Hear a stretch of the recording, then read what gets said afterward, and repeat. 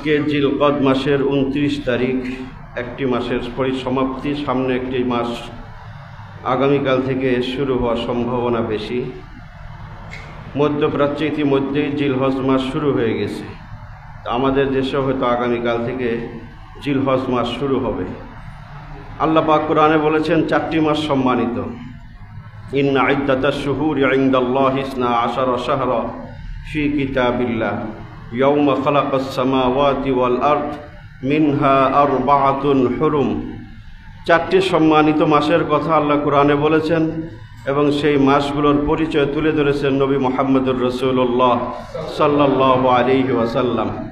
3টি ধারাবাহিক, একটি বিচ্ছিন্ন। 3টি ধারাবাহিক সম্মানিত মাস হচ্ছে জিলকদ, জিলহজ, মুহররম এবং আরেকটি হচ্ছে রজব। তো এখন যে মাসটি চলছে, যেটি শেষ হয়ে যাচ্ছে, এটি একাধারে হজের মাস এবং একাধারে সম্মানিত মাস।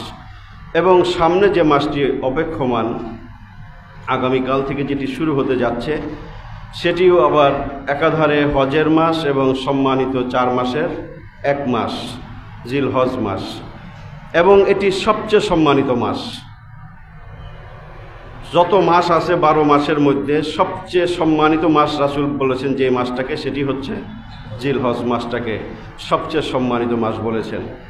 যেমন একটি হাদিসের মাঝে আল্লাহ রাসূল সাল্লাল্লাহু আলাইহি ওয়াসাল্লাম বিদায় হজের ভাষণ যখন তিনি দিচ্ছিলেন 10ই জিলহজ, বিদায় হজের ভাষণে তিনি যে কথাগুলো বলেছেন সেটার ভিতরে তিনি এই বিষয়টাও স্পষ্ট করেছেন যে মাসের মধ্যে সবচেয়ে সম্মানিত মাস কোনটি, দিবসের মধ্যে সবচেয়ে সম্মানিত দিবস কোনটি, এবং শহরের মধ্যে সবচেয়ে সম্মানিত শহর, পৃথিবীতে যত শহর আছে তার মধ্যে সবচেয়ে সম্মানিত শহরের কথাও সেই ভাষণের মাঝে আল্লাহ রাসূল সাল্লাল্লাহু আলাইহি ওয়াসাল্লাম বলেছেন।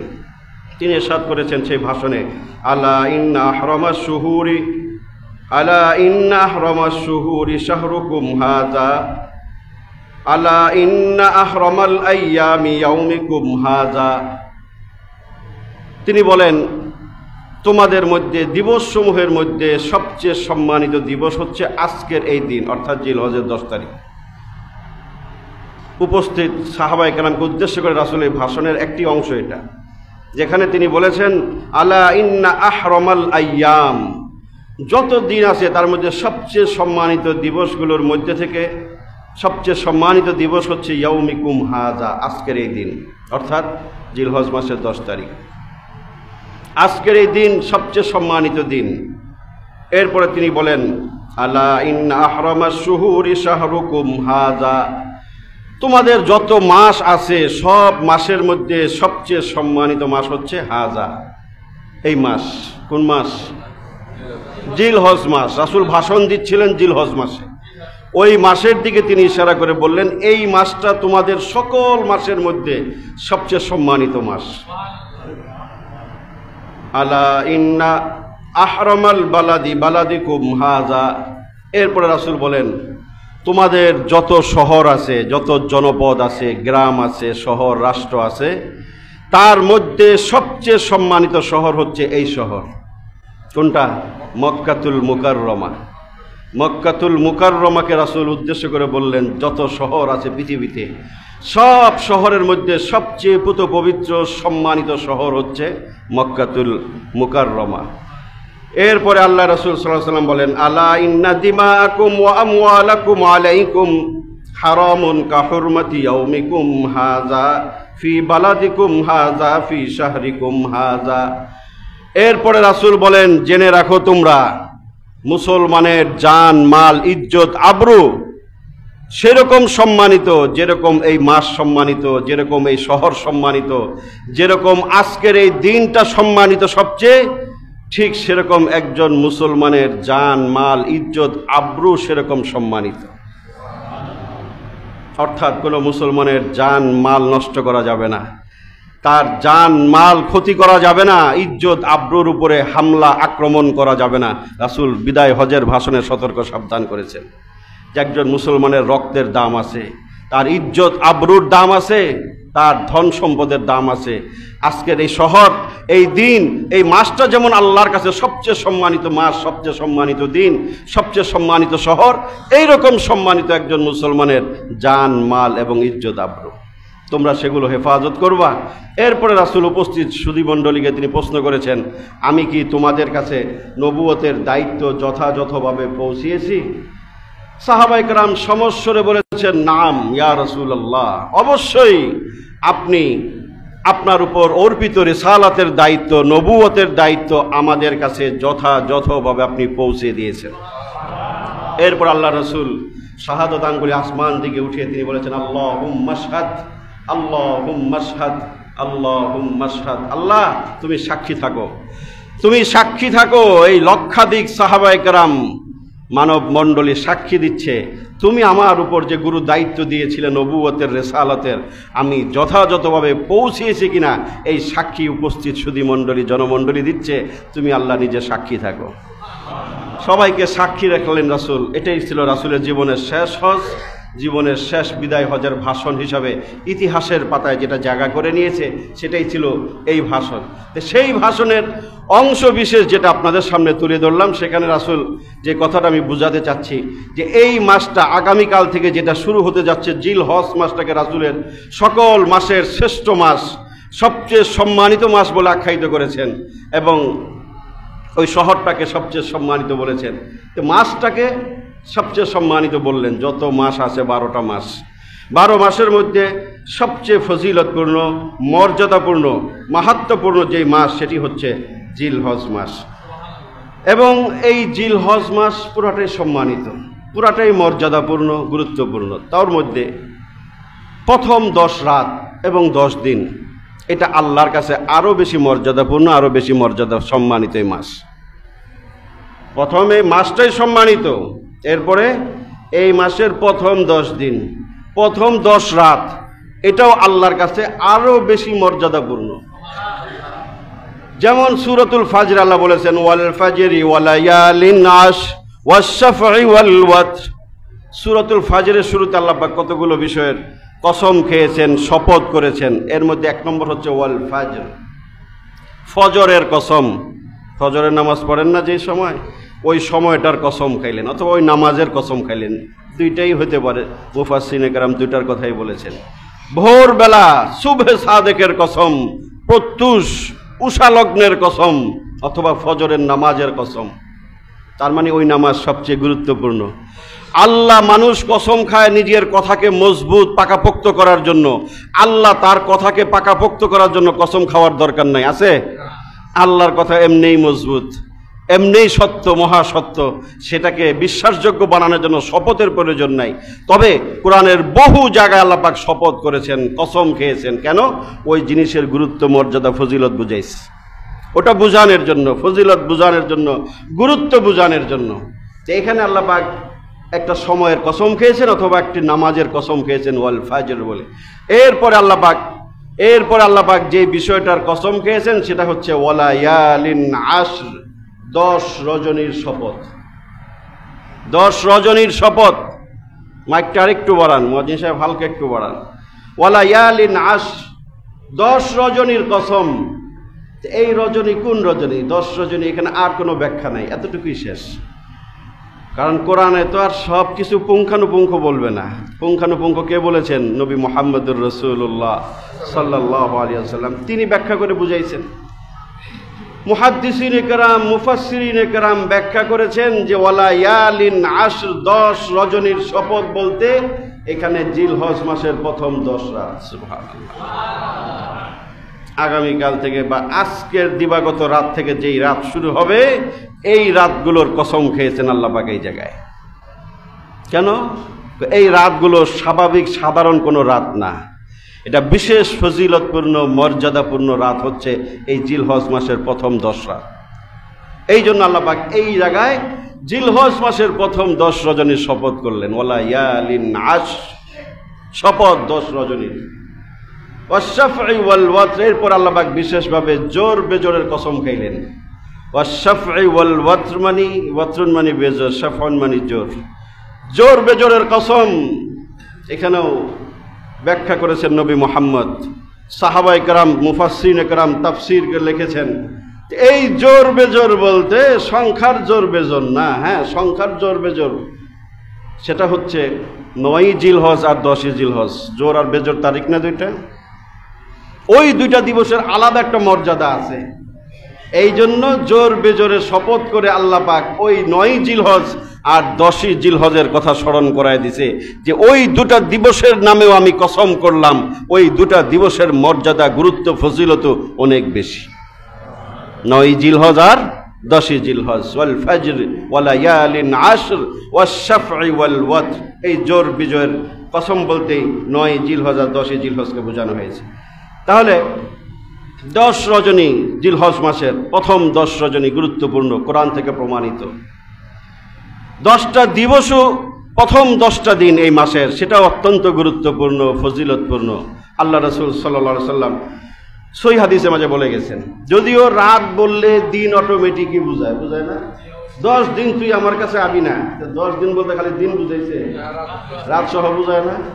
হ্যাঁ, এই রাতের মধ্যে আল্লাহর কসমের রাতের ভিতরে কিন্তু 10 দিনও আছে, আছে না?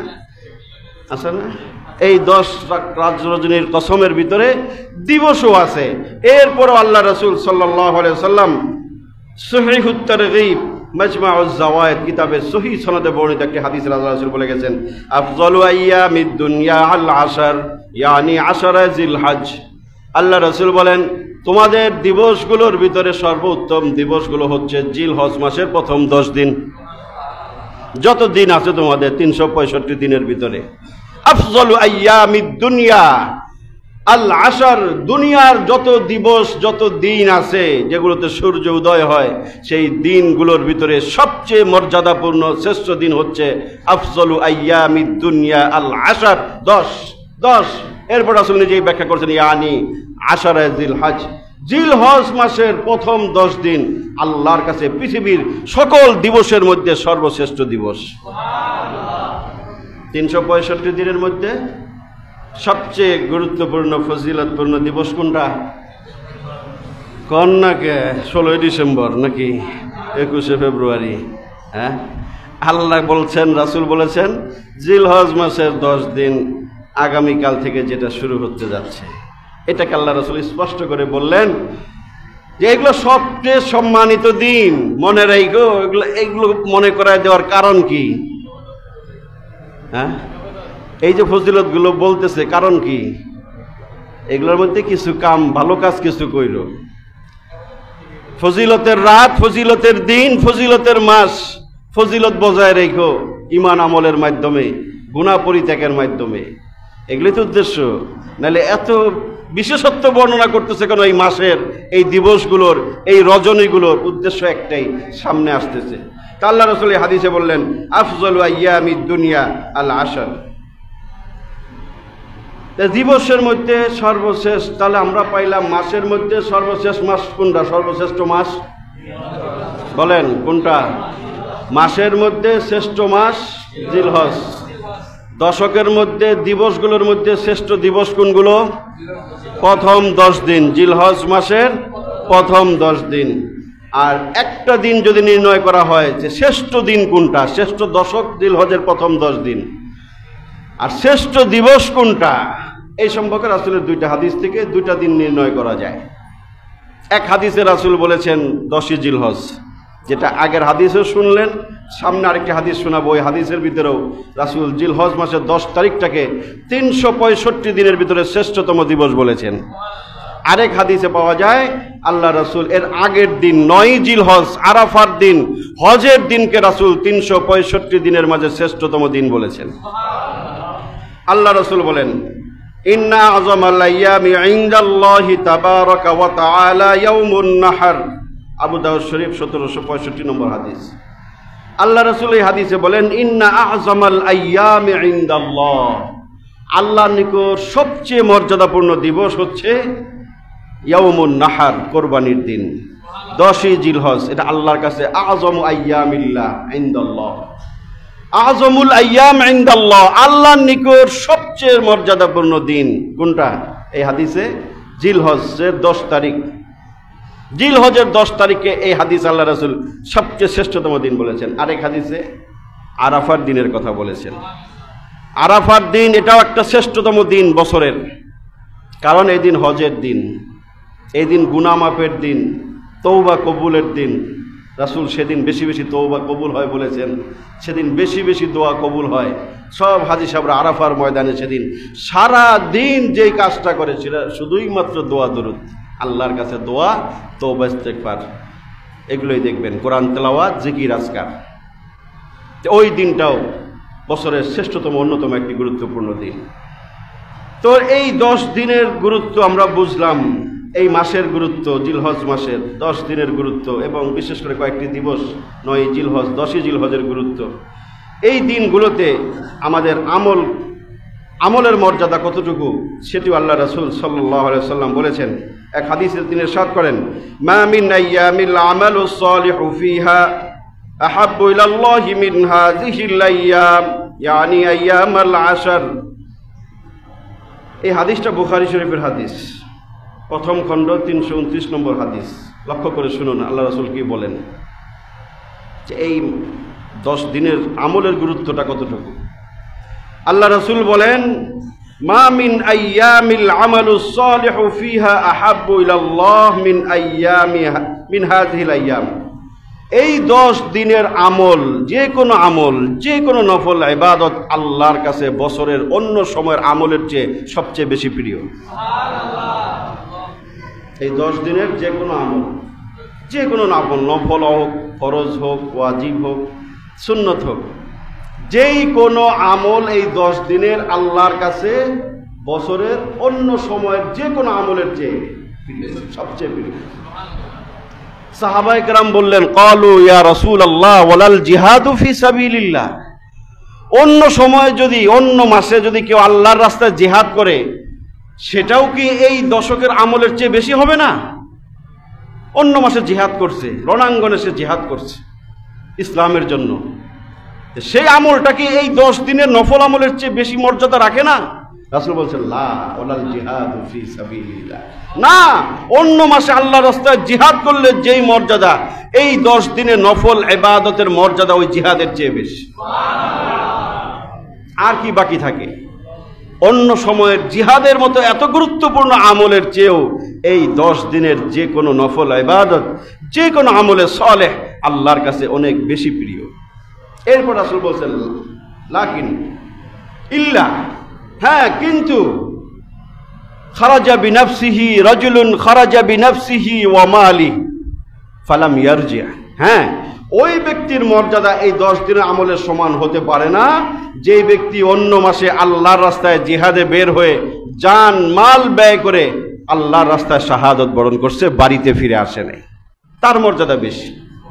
সে তো আল্লাহর রাস্তায় জীবনই দিয়ে দিল, সে জান্নাতে চলে গেল, সব কিছু সে ত্যাগ স্বীকার করলো। ওই ব্যক্তির মর্যাদা এই 10 দিনের ইবাদতের চেয়ে বেশি হবে। এছাড়া স্বাভাবিকভাবে জিহাদ করলো, ফিরে আসলো, হাত কাটা গেল, পা কাটা গেল, রক্ত ঝরাইলো, তাই ওই ইবাদতটাও এই 10 দিনের নফল ইবাদতের সমান মর্যাদা রাখে না। এত গুরুত্বপূর্ণ এই 9 দিন 10 দিনের ইবাদত। কতটুক করি আমরা? আমরা রমজান এলে খালি টুপি মাথায় দিই, মসজিদে এসে কিছুদিন ধাক্কি করি, রমজান শেষ, সব শেষ, ঠিক না? এই 10 দিনও যে একটা গুরুত্বপূর্ণ দিন, কোরআন হাদিসের দ্বারা সহি সনদে প্রমাণিত, এটা অনেক আমরা জানি না, ঠিক না? আমরা জানি রমজান মাস ইবাদতের মাস। রমজানের বাহিরে যে এই যে কথাগুলো বলছি সবগুলো অথেন্টিক না, কোরআন হাদিসের কথা না।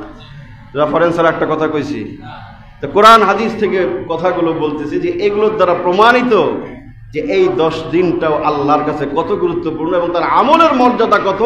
আল্লাহ রাসূল বলছেন, অন্য সময়ের যে কোনো আমলের চেয়ে এই 10 দিনের আমলের মর্যাদা আল্লাহর কাছে অনেক বেশি। সুবহানাল্লাহ। তাহলে এই 10 দিন আমরা কি করব? বুঝলাম এই সময়টা খুবই গুরুত্বপূর্ণ, মাসটা খুবই গুরুত্বপূর্ণ, রজনী 10টা রজনী 10টা দিবস আল্লাহর কাছে খুব গুরুত্বপূর্ণ, আমলগুলো আল্লাহর কাছে খুব প্রিয়, খুব পছন্দের। আমরা কি করতে পারি? আসুন 10টা দিনে 10টি বিশেষ আমলের কথা শুনি, যেগুলো আমরা করার চেষ্টা করব ইনশাআল্লাহ। এক নম্বর যে আমলটা আমরা এই মাসে বেশি করব এই 10 দিনে, যেটা আল্লাহ রাসূল আমাদেরকে বলে গেছেন করার জন্য, তিনিও করেছেন, সাহাবায়ে কেরাম করেছেন, আমাদেরকেও নির্দেশ দিয়েছেন, সেটি হচ্ছে তাসবিহ, তাহলিল, তাহমিদ এবং তাকবীর বেশি বেশি পড়া। তাকবীর বেশি বেশি পড়া। তাকবীর কাকে বলে? বলেন তাকবীর জানেন না? আল্লাহু আকবার, এটাই তো তাকবীর। হাদিসের মাঝে রাসূল বলেছেন ফাকসিরু ফীহিন্নাত তাকবীর ওয়াত তাসবিহ ওয়াত তাহলিল ওয়াত তাহমিদ। আরেক riwayat আছে ওয়া যিকরিল্লাহ। তোমরা এই মাসটা পাইলে বেশি বেশি তাকবীর বলবা। আমরা তো তাকবীর জমায় রাখি ওই যে 9 জিলহজের লিগে, ঠিক না? যে 9 জিলহজ আসলে তাকবীর বলবো ফজর থেকে শুরু, হ্যাঁ কবে শেষ হয়? হ্যাঁ 13 তারিখ জিলহজের 13 তারিখ আসরের নামাজে যায় শেষ হয়, মোট 23 ওয়াক্ত, ঠিক না? ওইটা আমরা মনে করি তাকবীরের সময় না, ওইটা তো ওয়াজিব আছেই, কিন্তু ওইটা ছাড়াও এই মাসটাকেই আল্লাহ রাসূল বলেছেন তাকবীর বেশি বেশি পড়ো। যারা হজে গেছেন এই সময়টা, যারা মক্কাতে থাকেন তারা দেখেছেন চাঁদ ওঠার সাথে সাথেই সব জায়গায় তাকবীরের আওয়াজ ওঠে। মার্কেটগুলোতে আমাদের গান বাজনা বাজে, ওদের মার্কেট শপিং মলগুলোতে সেন্ট্রালভাবে যে আছে, ওদের শব্দযন্ত্র ব্যবহার করা হয়েছে, সাউন্ড বক্স, সেগুলোতে বাজে আল্লাহু আকবার আল্লাহু আকবার লা ইলাহা ইল্লাল্লাহু আল্লাহু আকবার আল্লাহু আকবার ওয়ালিল্লাহিল হামদ। তাদের নিজস্ব একটা সুরে অনবরত এগুলো বাজতে থাকে, অনবরত, আমি নিজে সাক্ষী, চলতেই থাকে। আমরা মনে করি শুধু 9 তারিখ না, পুরা সময়টাই রাসূল বলছেন এই কাজগুলো বেশি বেশি করবা, তাহমিদ বেশি করবা, আল্লাহর প্রশংসা বেশি করবা, আলহামদুলিল্লাহ আলহামদুলিল্লাহ বেশি, এটার নাম তাহমিদ। তাসবিহ সুবহানাল্লাহ সুবহানাল্লাহ বেশি বেশি পড়বা, তাহলিল লা ইলাহা ইল্লাল্লাহ লা ইলাহা ইল্লাল্লাহ, এটাকে তাহলিল বলে। রাসূল বলেন বেশি বেশি পড়বা এই সময়টায়, এবং তাকবীর আল্লাহু আকবার আল্লাহু আকবার। তিনটা জিনিস সমন্বয় হয়েছে এই একটা দোয়ার ভিতরে, একটা ওজিফার ভিতরে। আল্লাহু আকবার আল্লাহু আকবার তাকবীর হয়ে গেল, লা ইলাহা ইল্লাল্লাহ এটা তাহলিল, এটার কথা রাসূল বলেছেন। একটার ভিতরে 3-4টা বিষয় আছে, লা ইলাহা ইল্লাল্লাহ আল্লাহু আকবার ওয়ালিল্লাহিল হামদ, এটার মাঝে তাহমিদ হয়ে গেছে। তাহমিদ, তাকবীর, তাহলিল একই শব্দে পাওয়া যায় এই তাকবীরে তাশরিকের ভিতরে। আল্লাহু আকবার লা ইলাহা ইল্লাল্লাহু আল্লাহু আকবার ওয়ালিল্লাহিল হামদ। বেশি বেশি পড়েন। আজকে চাঁদ উঠে গেলে বেশি বেশি পড়েন। আবু বকর, ওমর, ওসমান এদের মতো সাহাবীরা শুধুমাত্র বাজারে যাইতেন এই তাকবীরটা শোনানোর জন্য, সহিহ হাদিসের মাঝে আসছে। দলবদ্ধ হয়ে তারা বাজারে যাইতেন, যে জায়গায় লোক সমাগম দেখতেন সেখানে গিয়ে তারা তাকবীরের ধ্বনি উঠাইতেন। তাদের তাকবীর শুনে বাজারে সবাই তাকবীর পড়তো, রোডে ঘাটে চলতে যত জনসমাবেশ আছে সেখানে গিয়ে তারা তাকবীরের আওয়াজ তুলতেন, আল্লাহর বরত্বের আওয়াজ তুলতেন। আমার আপনার করণীয় সেটা। বাসায় ঢুকতেছেন তাকবীর বলেন, রাস্তায় চলতেছেন, হ্যাঁ মৃদু আওয়াজে অন্যের ডিস্টার্ব করার দরকার নাই, আপনি আওয়াজ স্মরণ করায় দেন। বাজারে গেছেন তাকবীর বলেন। হইতে পারে প্রথম প্রথম মানুষ আপনার দিকে তাকায় থাকবো, আশ্চর্য হয়ে যাবে, খুব আজীব প্রাণী আছে, এইটা আবার কি শুরু করলো, এই লজ্জায় অনেকে শুরু পড়ে না। এটা লজ্জার না, যদি চায়াও থাকে আপনার দিকে আশ্চর্য হইয়া চায়া থাকেন, ভাই তাকান সমস্যা কি, আমি একটা মৃত সুন্নতকে জিন্দা করতেছি। এই সুন্নতটা মরে গেছে না, আমাদের দেশে এটার প্রচলন নাই তো। ওই 3 দিন খালি আমরা বলি, তাও মসজিদে নামাজের পরে ফরজের পরে একবার মনে থাকলে, এরপরে বাকি সময়গুলো তো আমরা তাকবীরটা পড়ি না। কিন্তু এই তাকবীরের কথা আমভাবে রাসূল বলে গেছেন, এই মাসের চাঁদ উদিত হওয়ার সাথে সাথে বেশি বেশি আল্লাহর বরত্বের ঘোষণা করো। উঠতে বসতে চলতে ফিরতে যেখানে তুমি যাও এই আওয়াজটা আল্লাহর বরত্ব মহত্বের কথা তুমি ঘোষণা করো। এই মাসের 1 নম্বর কাজ, পারবো তো ইনশাআল্লাহ। এই তাকবীরটা বেশি বেশি পড়ো। বলেন আপনি, আপনার সওয়াব হবে। কেউ আপনার দিকে তাকাক, কেউ খারাপ ভাবুক, যাই ভাবুক, এটার মাঝে খারাপের কিছু নাই, লজ্জার কিছু নাই। তুমি জানো না, তুমি গাফেলের মজমার ভিতরে আপনি যদি একজন জাকের হন, আপনার মর্যাদা আল্লাহ বাড়িয়ে দিবেন। আপনার আমল নামায় নেকির পাল্লা সমৃদ্ধ হবে, আমল নামার ঝুলি আপনার ভরে যাবে এই নেকির দ্বারা। আল্লাহ পাক আমাদেরকে বেশি বেশি তাকবীর পড়ার তৌফিক দান করেন। তাকবীরের পাশাপাশি তাহলিল তো এটার মধ্যে আদায় হয়ে যায়, তাকবীর হয়ে যায়, তাহমিদ হয়ে যায়। বিক্ষিপ্তভাবে আপনি আলাদাভাবেও তাহমিদ মানে আলহামদুলিল্লাহ বেশি বেশি পড়তে পারেন। যেহেতু রাসূল বলে গেছেন তাহমিদের কথা, আলহামদুলিল্লাহ আল্লাহর প্রশংসা বেশি বেশি করেন। তাসবিহ সুবহানাল্লাহ সুবহানাল্লাহ এগুলো বেশি বেশি পড়ার তৌফিক আল্লাহ পাক আমাদেরকে দান করেন। 2 নম্বর জিকির করা। জিকির ওটা তো তাকবীর তাহলিল তাহমিদ গেল, জিকির আল্লাহ, আল্লাহ নামের জিকির। জিকির অর্থ আল্লাহকে স্মরণ করা। এই মাসটায় যে ইবাদতগুলো আছে সেই ইবাদতগুলোতে জিকিরের কথা আল্লাহ বলেছেন।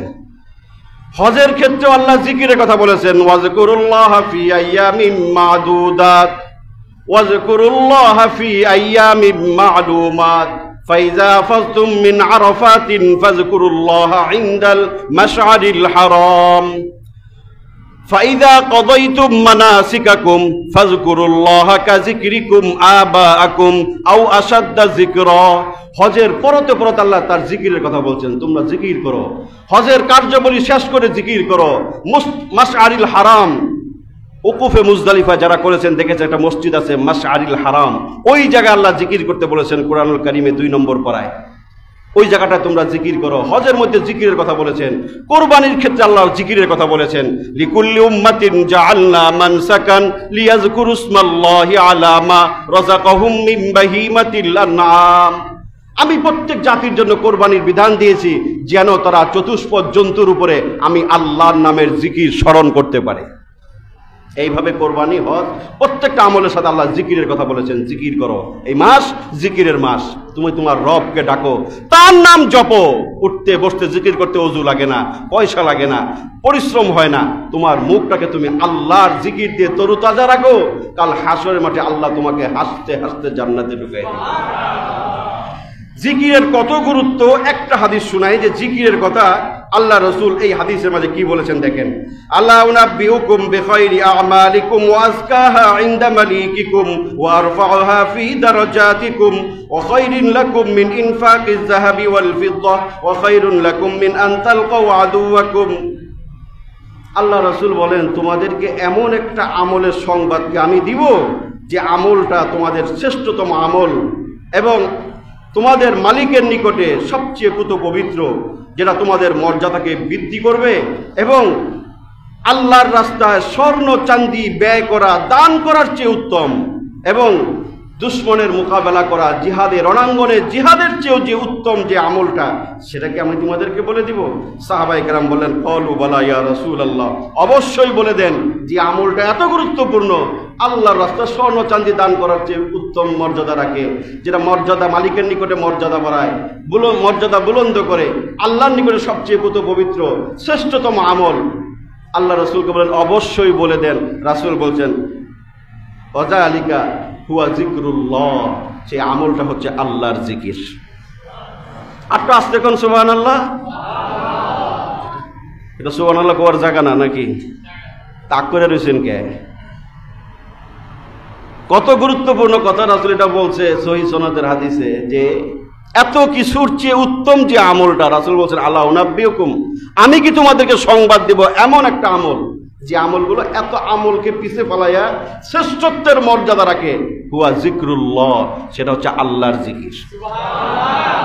সহি তরিকায় জিকির করবেন। ওই কোদালি জিকির, লাফানি জিকির, পাগলামি জিকির, কত জিকির বেরিয়েছে না? দেখেন নাই ভণ্ড তাহিরিরা কত রকম জিকির করে, দেখছেন না? অসভ্য, এগুলো ভণ্ড, স্পষ্ট ভণ্ড। এরা আল্লাহর নামের জিকিরের নামে তামসা শুরু করছে না? জিকিরের মধ্যে কি কয় না সে কুদে, আস্তাগফিরুল্লাহ আস্তাগফিরুল্লাহ। এগুলো আল্লাহর সাথে বেয়াদবি, তামাশা। এগুলো ডিজে পার্টিতে বাজে এর জিকির। এদের থেকে সাবধান থাকবেন। জিকির নীরবে নিবৃত্তিতে আপনি আল্লাহকে স্মরণ করেন। ওয়া যাকারাল্লাহা খালিয়ান, যেই ব্যক্তি নীরবে নিবৃত্তিতে আল্লাহর জিকির করে, 2 ফোঁটা চোখের অশ্রু ফেলে, আল্লাহ রাসূল বলেন ওই ব্যক্তিকে আল্লাহ পাক আরশে আজিমের নিচে ছায়া দিবেন। যে যাকারাল্লাহা খালিয়ান বলছে, নীরবে নিবৃত্তিতে জিকির করেন, মজমা বানাইয়া লাফালাফি কইরা জিকির করার দরকার নাই। আপনি আল্লাহকে ডাকেন, এটার নাম জিকির। এই জিকিরের ফজিলতের কথায় আল্লাহ রাসূল বলে গেছেন তিরমিজি শরীফ, ইবনে মাজাহ শরীফ, মুসনাদ আহমদ সহ আরো অনেক হাদিসের কিতাবে এই হাদিসটা আসছে। আল্লাহ পাক আমাদেরকে আমল করার তৌফিক দান করেন। কয় নম্বর গেল? কয়টা আমল বলছি? 2টা। অ্যাটেনশন এদিকে দেন, ফ্রিজে ঠান্ডা বাতাসে ঘুমায় যান না, অ্যাটেনশন এদিকে। 2টা আমলের কথা বলছি। 1 নম্বর আমল কি? বেশি বেশি তাকবীর, তাহলিল, তাহমিদ, তাসবিহ পড়বেন। আল্লাহু আকবার, আল্লাহু আকবার, লা ইলাহা ইল্লাল্লাহু, আল্লাহু আকবার, আল্লাহু আকবার, ওয়ালিল্লাহিল হামদ। 2 নম্বর জিকির করবেন, বেশি বেশি আল্লাহকে স্মরণ করবেন। আল্লাহ আল্লাহ আল্লাহ, বেশি বেশি জিকির করব আমরা। 3 নম্বর রোজা রাখবো। এই মাসে 9টা রোজা রাসূল রাখতেন। কয়টা? 9টা। 1 তারিখ থেকে একেবারে 9 তারিখ পর্যন্ত, ঈদের আগের দিন পর্যন্ত রাসূল ধারাবাহিক রোজা রাখতেন 9টা।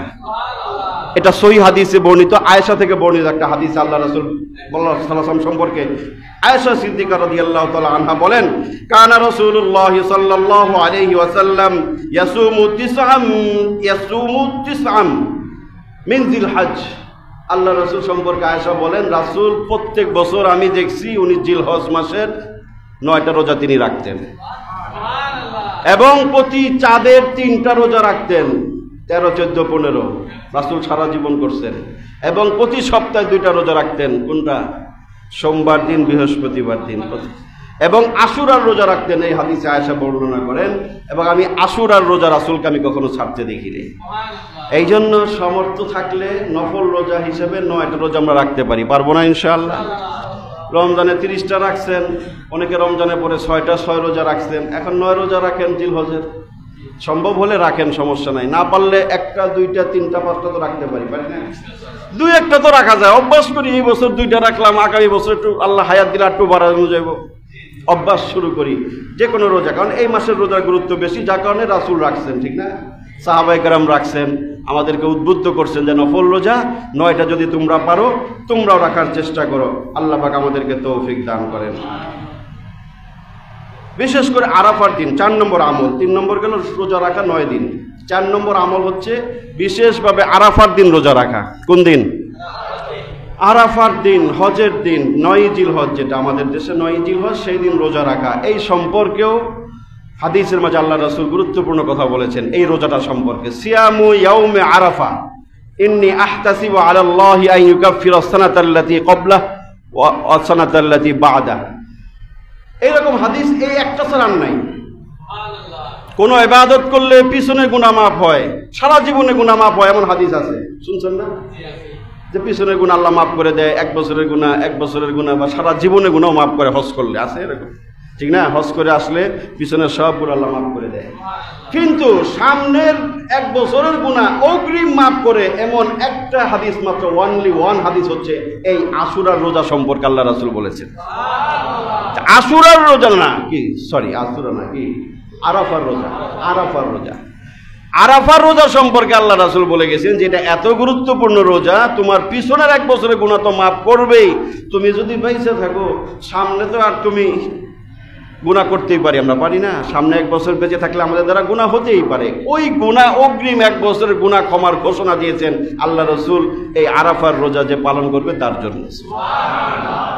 আরাফার রোজা পালন করলে এত ফজিলত যে পিছনের 1 বছরের গুনাহ মাফ, এটা সহিহ হাদিস, এবং সামনের 1 বছরের গুনাহ আল্লাহ মাফ করে দিবেন। এই জন্য বিশেষভাবে আমরা আরাফার রোজা রাখার চেষ্টা করবো তো ইনশাআল্লাহ। 9ই জিলহজ, অনেকে পেশ লাগাবেন, হুজুর কোন দিন? আরাফার দিন কোন দিন? আমাদের দেশের আরাফা না সৌদি আরবের আরাফা? আপনার 2টাই রাখেন। যাকে এত কনফিউশন, রাসূল বলে গেছেন 9ই জিলহজের কথা। আমাদের দেশে যেদিন 9ই জিলহজ, সেই দিনে আমাদের দেশে আরাফার দিন, ঠিক আছে? ওই দিন রাখলেই হবে। তারপরেও যদি আপনি বেশি সতর্ক হতে চান, কনফিউশন সৃষ্টি হয় আপনার ভিতরে, আপনি 2 দিনই রাখেন। সৌদি আরবের যেদিন 9 তারিখ অর্থাৎ হজের দিন, ওই দিনও রাখেন। আর আমাদের দেশে যেদিন 9ই জিলহজ, ঈদের আগের দিন, সেদিনও রাখতে পারেন, কোনো সমস্যা নাই। যেহেতু পুরো 9 দিনই রাসূল রাখতে রোজা, তাই আপনি রাখলে সমস্যা কি? 8 তারিখেও রাখেন, 9 তারিখেও রাখেন। আল্লাহ পাক আমাদেরকে তৌফিক দান করেন। 4টা গেল। 5 নম্বর, এই মাসে একটা গুরুত্বপূর্ণ কাজ হচ্ছে যারা কোরবানি করবে অথবা করবে না, সবার জন্য রাসূল বলেছেন সে যেন চাঁদ ওঠার সাথে সাথে আগেই চুল, নখ, অবাঞ্ছিত লোম যা আছে এগুলো আগেই কেটে কেটে সাফ হয়ে যায়। 10 দিনের জন্য এগুলোতে হাত না লাগায়, নখ কাটবে না, দাড়ি মুছ কাটবে না, নিচের যত অবাঞ্ছিত লোম পশম আছে কোথাও সে হাত লাগাবে না। এইভাবে যদি কেউ থাকে, সে কোরবানি দাতা হোক অথবা না হোক, 2টার কথা হাদিসে আসছে। আল্লাহ রাসূল বলেছেন তাহলে মুস্তাহাবের সওয়াব, এবং যে কোরবানি দিতে পারলো না তার জন্য আল্লাহ পাক কোরবানির সওয়াব দিয়ে দিবে। এটা রাসূল গুরুত্ব দিয়ে আমলটা করছেন, সাহাবায়ে কেরাম করছেন। আজকে চাঁদ ওঠার আগে যা কাটাকাটি যা আছে কেটে ফেলাইবেন, সব হয়ে যাবে। পরিষ্কার হয়ে যাবে, নখ টক কেটে। 10 দিন আর করবেন না, কোরবানি দিয়ে তারপরে কাটবেন। আর যারা কোরবানি দিবেন না তারাও করবেন, বাকি অন্য মানুষ যখন কোরবানি দিয়ে দিবে 10 জিলহজ, তখন আপনি এগুলো আবার কেটে পরিষ্কার হতে পারবেন। তখন সহি বর্ণনায় আসছে যে আপনি একে মুস্তাহাবের সোয়াব পাবেন এবং কোরবানির সোয়াব পাবেন। কোন কোন বর্ণনা আসছে হাজী সাহেবদের সাদৃশ্যতার কারণে আল্লাহ পাক আপনাকে হজের সোয়াবও দিতে পারেন। 6 নম্বর আমল, বেশি বেশি নেক আমল করা। যে কোনো নেক আমল করা আপনি বেশি বেশি করেন, নির্দিষ্ট নাই। যে কোনো নফল ইবাদত যা মনে চায়, কোরআন শরীফ পড়েন, জিকির আজকার করেন, দান সদকা করেন, রোজা রাখেন, যত রকম ভালো কাজ আছে, আমলে সালেহ বলতে যা বুঝায় যত রকম ভালো কাজ আছে আপনি করেন। যেটা আপনার মনে হয় শরীয়ত যেটাকে ভালো কাজ বলছে, আমলে সালেহ বলছে, আপনি সেগুলো করেন বেশি বেশি। কারণ এই সময়ের আমলের মর্যাদা গুরুত্ব আল্লাহর কাছে বেশি। আল্লাহ পাক আমাদেরকে বেশি বেশি আমলে সালেহ করার তৌফিক দান করেন। 7 নম্বর, গুনাহ ছেড়ে দেওয়া, গুনাহ থেকে বেঁচে থাকা। এই 10 দিনের গুরুত্বপূর্ণ একটা আমল হচ্ছে গুনাহ পরিত্যাগ করা। আমল রোজা পারলে রাখেন, না পারলে না রাখেন। তাকবীর, তাসবিহ, তাহমিদ পারলে করেন, না পারলে না করেন, কিন্তু গুনাহ করেন না। এতটুকু আপনি ইনশিওর হন যে আমি গুনাহ করব না, কবিরা গুনাহ করব না। হ্যাঁ, কবিরা গুনাহ বলতে যা বুঝায় বড় গুনাহ আমি করব না। এই প্রতিজ্ঞা নিয়ে আপনি এখান থেকে বের হন যে 10টা দিনই তো, আচ্ছা 10 দিনে আমি কোনো কবিরা গুনাহ করব না। 10 দিনে আমি কোনো কবিরা গুনাহ করব না। আমি গুনাহ থেকে নিজেকে বাঁচিয়ে রাখবো। পারবো না ইনশাআল্লাহ? চেষ্টা করলেই পারবো, সমস্যা কি? গুনাহ না করলে মরে যাবেন? হ্যাঁ, গুনাহ না করলে মারা যাবেন, অসুস্থ হয়ে যাবেন, হ্যাঁ, ক্ষতিতে পড়ে যাবেন না। লাভ হবে, লাভ হবে। গুনাহ ছেড়ে দেওয়া এটাও বড় নেক আমল, গুনাহ পরিত্যাগ করে এটা বড় নেক আমল। এটা কমাস কম আমরা করার চেষ্টা করি। আল্লাহ পাক আমাদেরকে তৌফিক দান করেন। 8 নম্বর, বেশি বেশি দোয়া ইস্তেগফার করা। কি করা? দোয়া, তওবা ইস্তেগফার করা। এই সময়টায় দোয়া কবুল হয়, তওবা ইস্তেগফার কবুল হয়। আল্লাহর কাছে বেশি বেশি দোয়া করা, বিশেষ করে 9 জিলহজ। রাসূল স্পষ্ট হাদিসে বলেছেন যে এই দিন বহু মানুষের তওবা আল্লাহ কবুল করেছেন, বহু মানুষের দোয়া আল্লাহ কবুল করেছেন। তোমরা বেশি বেশি দোয়া এবং তওবা ইস্তেগফার করো। এই জন্য 10 দিনের বিশেষ একটা আমল আমরা বানাবো, আল্লাহর কাছে আমরা বেশি বেশি দোয়া করব। দোয়ার ভিতরে শুধু দুনিয়া চাবো না, দুনিয়ার পাশাপাশি আখিরাতকেও আমরা আল্লাহর কাছে চাবো। দোয়াটাকে জামে মানে বানান। হাদিসে আসছে জামে মানে দোয়া কোনটা? 1 নম্বর, রব্বানা আতিনা ফিদ দুনিয়া হাসানাতাও ওয়া ফিল আখিরাতি হাসানা ওয়া কিনা আযাবান নার। এটাকে বলা হয় জামে মানে দোয়া। মানে দুনিয়া আখিরাতের সব কিছু এটার ভিতরে চাওয়া হয়ে গেছে। দুনিয়া আখিরাতের যা কিছু চাওয়া দরকার এই কোরআনের একটা আয়াত, এই দোয়ার ভিতরে সব কিছু আছে। আল্লাহ আপনি আমাকে দুনিয়ার কল্যাণ দেন, দুনিয়ার রহমত বরকত দেন, অফিল আখিরাতি হাসানা, আখিরাতের রহমত কল্যাণ বরকত যা আছে সেগুলো আল্লাহ আপনি আমাকে দান করেন। আল্লাহুম্মা ইন্না নাসালুকাল হুদা ওয়াত তুকা ওয়াল আফাফা ওয়াল গিনা। এই দোয়াটাকে রাসূল জামে মানে দোয়া বলছেন। এটার ভিতরেও দুনিয়া আখিরাত সব কিছু চাওয়া হয়েছে। আল্লাহ আপনি আমাকে সুস্থতা দেন, আফিয়াত দেন, শান্তি নিরাপত্তা দেন, বিপদ আপদ মুসিবত থেকে হেফাজত করেন এবং দারিদ্রতা দূর করে দেন, গিনা, আমাকে সচ্ছলতা দান করেন ইত্যাদি দোয়া কথাগুলো এই দোয়ার ভিতরে আছে। এটাকে রাসূল জামে মানে দোয়া বলেছেন। এই দোয়াটাও বেশি বেশি আমরা করতে পারি। আল্লাহুম্মা ইন্না নাসআলুকাল হুদা ওয়াত তুকা ওয়াল আফাফা ওয়াল গিনা। আল্লাহ পাক আমাদেরকে এই সময়টায় বেশি বেশি তওবা ইস্তেগফার এবং বেশি বেশি দোয়া করার তৌফিক আল্লাহ পাক আমাদেরকে দান করেন। 9 নম্বর, হজ সম্পাদন করা। যাদের পক্ষে সম্ভব চলে গেছেন, নিয়ত করেছেন, যাদের এই সময়টা হজের সময়, এই জন্য যাদের পক্ষে সম্ভব হজ সম্পাদনের কথা আল্লাহ রাসূল বলেছেন যে তোমরা বেশি বেশি হজ করো, ওমরা করো। কারণ এটা একটা অতুলনীয় ইবাদত। গত সপ্তাহে সম্ভবত আলোচনা করেছি হজ সম্পর্কে। অতুলনীয় ইবাদত, যার কোনো তুলনা হয় না, যার কোনো বিকল্প হয় না।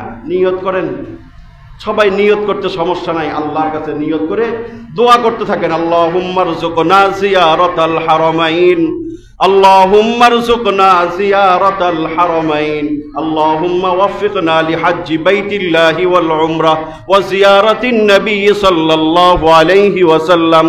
এই দোয়াগুলো কন্টিনিউ করেন প্রতি নামাজের পর। অবশ্যই ইনশাআল্লাহ আল্লাহ আপনাকে হজে যাওয়ার ব্যবস্থা করে দিবেন। 10 নম্বর, এই দশকের আমল কোরবানি। সামর্থ্যবানদের উপরে কোরবানি। কোরবানি কাকে বলে, কার উপর ওয়াজিব? কোরবানি অর্থ নৈকট্য অর্জন করা, বাংলা অর্থ যেটা, ত্যাগ স্বীকার করা। কোরবানিটা উর্দু শব্দ, আরবিতে বলে উজহিয়া। কোরবানি আল্লাহর জন্য ত্যাগ স্বীকার করা, এটাকে কোরবানি বলে। এটা আমাদের উপরে ওয়াজিব। অধিকাংশ ইমামদের একমত যেটা ওয়াজিব একটা আমল। কেউ কেউ সুন্নতে মুআক্কাদা বলেছেন। বাকি এটা একটা গুরুত্বপূর্ণ আমল, এই বিষয়ে কারো দ্বিমত নাই। এটা পৃথিবীর শুরু লগ্ন থেকে ছিল, যেভাবে আল্লাহ পাক কোরআনে বলেছেন লিকুল্লি উম্মাতিন জাআলনা মানসাকান। মানসাকান অর্থ কোরবানি। আমি প্রত্যেক জাতির জন্য কোরবানির বিধান দিয়েছি, আল্লাহ কোরআনে বলেছেন সূরাতুল হজের 17 নম্বর পারায়। তার মানে বোঝা যায় বাবা আদম থেকে নিয়ে শেষ নবী মুহাম্মদ পর্যন্ত প্রত্যেক দিনের ভিতরে, প্রত্যেক শরীয়তের ভিতরে, প্রত্যেক নবীর উম্মতের মাঝে আল্লাহ পাক কোরবানির বিধান দিয়েছিলেন। এটা এত বড় একটা গুরুত্বপূর্ণ। ওই যে আপনারা আদম আলাইহিস সালামের ইতিহাসের কথা আল্লাহ কোরআনে বলেছেন, তার সন্তানরা কোরবানি করেছিল। কেউ পশু, তখন ফসল শস্য কোরবানির বিধান ছিল। আরেক সন্তান সেটা করেছিলেন। তো সেই বিষয়টা আল্লাহ পাক কোরআনের ভিতরে বলেছেন ইজকার রবা কুরবানান ফাতাকুব্বিলা মিন আহাদিহিমা ওয়া লাম ইউতাকাব্বাল মিনাল আখর। 6 নম্বর পারায় সূরা মায়দার ভিতরে আদম আলাইহিস সালামের সন্তানদের কোরবানির ঘটনা আল্লাহ বর্ণনা করেছেন। তো বোঝা যায় ওই যুগেই ছিল, আদমের যুগে, তার মানে প্রত্যেক নবীর যুগে কোরবানি ছিল। এটা ওয়াজিব সামর্থ্যবানদের উপরে। কার উপর ওয়াজিব লক্ষ্য করে শুনুন। প্রাপ্ত বয়স্ক, সুস্থ মস্তিষ্ক সম্পন্ন, প্রাপ্ত বয়স্ক, নাবালেক না, প্রাপ্ত বয়স্ক সুস্থ মস্তিষ্ক সম্পন্ন মুসলমানের উপরে, যিনি নেশাব পরিমাণ সম্পদের মালিক, তার উপরে কোরবানি ওয়াজিব। নেশাব বলতে জাকাতের যে নেশাব, যাদের উপরে জাকাত ফরজ তাদের উপরে চোখ বন্ধ করে কোরবানি ওয়াজিব, তাদের উপর কোরবানি ওয়াজিব। এছাড়া জাকাত ফরজ হওয়ার যে নেশাবটা আছে 7.5 ভরি স্বর্ণ, 52.5 ভরি রূপা, 52.5 ভরি রূপা, এই পরিমাণ সম্পদ যার নিকটে ঈদের দিন থাকবে তার উপরে কোরবানি ওয়াজিব। 1 বছর অতিক্রান্ত হইতে হবে, 1 মাস যাইতে হবে না, ঈদের দিন যদি ওই পরিমাণ সম্পদ থাকে। 52.5 তোলা রূপার দাম কত জিজ্ঞাসা করেন? 60-65 হাজার টাকা হইতে পারে। আপনার কাছে যদি ওই পরিমাণ সম্পদ থাকে, যেখানে আপনার উদ্বৃত্ত জমিন, যেটা জাকাতের নেশাবে আসে নাই, এটা কিন্তু কোরবানির নেশাবে আসবে। যে জমিনটা আপনার লাগে না, অতিরিক্ত পড়ে রয়েছে, ওটার উপরে জাকাত আসে নাই, কিন্তু কোরবানি ওয়াজিব হবে ওই জমিনের মূল্যের উপরে, তখন আপনার উপরে কোরবানি ওয়াজিব। আপনি একটা পশু ক্রয় করবেন, 6 শ্রেণীর পশুর ভিতরে কোরবানি চলে। গরু, মহিষ, ছাগল, ভেড়া, দুম্বা 5টা, উট ওটা নিয়ে 6টা। এই 6 প্রকার পশুর ভিতরে কোরবানি চলে, এর বাহিরে কোনো পশুতে কোরবানি চলবে না। উটের জন্য 5 বছরের শর্ত, গরু মহিষের জন্য 2 বছর, ছাগল ভেড়া দুম্বার জন্য 1 বছর। এগুলো লাগবে। আমরা দাঁত দেখি, মাত দেখি, দাঁতের কথা নাই, বয়সের কথা আছে কিতাবের ভিতরে। বয়স দেখে নিখুঁত পশু কোরবানি করবেন। শিং ভাঙ্গা, ঠ্যাং ভাঙ্গা, লেজ কাটা, এগুলো দিয়ে কোরবানি হয় না। একটা ফ্রেশ, একটা সুস্থ সবল পশু আপনি কোরবানি করবেন। কারণ এটা আল্লাহ রাসূল করেছেন। তিনি বলেছেন যে তোমরা আল্লাহর জন্য সবচেয়ে ভালো একটা পশু কোরবানি করো। এই পশুর রক্ত জমিনে পড়ার আগে সেটা আল্লাহর কাছে পৌঁছে যায়, এবং পশুর গায়ে যতগুলো পশম থাকে সেই পরিমাণ নেকি আল্লাহ পাক তোমাকে দান করবে। এই জন্য যাদের সামর্থ্য আছে আমরা কোরবানির প্রস্তুতি নিব। নাবালেকের উপর যদি সম্পদ থাকে তার উপর কোরবানি ওয়াজিব হয় না। যে নাবালেক, ছোট বাচ্চা, সম্পদ থাকতে পারে তার নামে, তার উপর কোরবানি ওয়াজিব না। এবং মাথা পাগলা, মস্তিষ্কের বিকৃতি, পাগল, কিন্তু সম্পদ আছে, 2-3-5 তলা বাড়ি আছে, হতে পারে না যে লোকটা পাগল, তার অন্য লোকে গার্ডিয়ানরা তাকে পরিচালনা করে, কিন্তু তার সম্পদ আছে। পাগলের উপরেও কিন্তু কি হয় না? কোরবানি ওয়াজিব হয় না। মুসাফিরের উপরে কোরবানি ওয়াজিব হয় না। বাকি সুস্থ মস্তিষ্ক সম্পন্ন যিনি আছেন, মুকিম, তার উপরে কোরবানি ওয়াজিব। এবং রাসূল গুরুত্ব দিয়ে বলেছেন তুমি কোরবানি করো। রাসূল বলেছেন মান ওয়াজাদা সাআতান, যার সামর্থ্য আছে সে যদি কোরবানি না করে, সামর্থ্য থাকা সত্ত্বেও যে কোরবানি করলো না, রাসূল বলেছেন 10ই জিলহজ ঈদের দিন সে যেন ঈদের নামাজে না আসে। এত কঠিন কথা বলছেন। তোমার সামর্থ্য আছে, তুমি আল্লাহর জন্য একটা পশু কোরবানি করতে পারলা না। ইব্রাহিম আলাইহিস সালাম সন্তান কোরবানি করতে পারে, আর তোমার টাকার এত মায়া যে তুমি টাকা খরচ করে 10, 20, 30 হাজার টাকা খরচ করে তুমি একটা পশু ক্রয় করে আল্লাহর রাস্তায় তুমি জবাই করতে পারলা না আল্লাহর নামে। রাসূল বলছেন তুমি ঈদগাহর নামাজে এসো না, তোমার নামাজে আসার দরকার নেই। কতটা ক্রোধান্বিত, কতটা ক্ষুব্ধ, কতটা রাগান্বিত হয়েছেন রাসূল ওই ব্যক্তির উপরে। এই জন্য কোরবানি করার নিয়ত করেন যাদের সামর্থ্য আছে। নেশাবের কথা বললাম, ওই সামর্থ্য যাদের আছে কোরবানির নিয়ত করেন। হ্যাঁ, 1 লাখ টাকার গরু কিনতে হবে এটা কোনো শর্ত না। কোরবানি তখন আমাদের অনেকের ফ্যাশন হয়ে গেছে না, হালাল হারামের তমিজ নাই, এখলাসের কোনো বালাই নাই, কোরবানি বড় দেখে একটা কিনতে হবে, নাহলে এলাকার ভিতরে প্রেস্টিজ থাকবে না, আছে না এরকম প্রতিযোগিতা, অসুস্থ প্রতিযোগিতা আমাদের ভিতরে চলে, ওই কোরবানি দিয়ে লাভ নাই। সব ইবাদতের মূল হচ্ছে ইখলাস। কোরবানির ক্ষেত্রে আল্লাহ বলেছেন ফাসাল্লি লিরাব্বিকা ওয়ানহার, যে সূরা সবাই পারেন, সূরা কাউসারে আল্লাহ বলেছেন তুমি তোমার রবের জন্য, একমাত্র তোমার রবের উদ্দেশ্যে, রবের জন্য নামাজ পড়ো, ওয়ানহার এবং কোরবানি করো। এখানে নামাজ আর কোরবানি কথা বলছেন, একমাত্র আল্লাহর জন্য করো, মানুষকে দেখানোর জন্য, বাহাদুরির জন্য অথবা গোশত খাওয়ার জন্য ইত্যাদি কোনো হীন উদ্দেশ্য যদি থাকে আপনার এই কোরবানির দরকার নেই। রাসূল বলছেন তার কোরবানির দরকার নেই। আগে মনটাকে ঠিক করেন, মনটাকে পরিশুদ্ধ করেন যে আমি আল্লাহর জন্য করব। ইব্রাহিম আলাইহিস সালাম সন্তান কোরবানি দিয়েছে, আল্লাহ সহজ করে আমাদেরকে পশু কোরবানির কথা বলেছেন। আগে পশু কোরবানি করে খাওয়ার বিধান ছিল না মিয়া, এই রাসূলের সম্মানে আল্লাহ পাক ওই অনুমতিটা দিয়েছে যে কোরবানি আর আকিকার গোশত আমি খাইতে পারি। আগে এটার বিধান ছিল না, অন্য কোনো মান্নত, সদকা, দান ইত্যাদির গোশত খাওয়া যায় না, কিন্তু শুধুমাত্র কোরবানি আর আকিকার গোশত খাওয়া যায়, এটাকে রাসূল বৈধ করেছেন। এজন্য পুরাটাই খায় হেলাইবেন, পুরাটাই ফ্রিজে ঢুকে হেলাইবেন, এই মানসিকতা পরিহার করেন। আল্লাহ আমাদেরকে বুঝার তৌফিক দান করেন।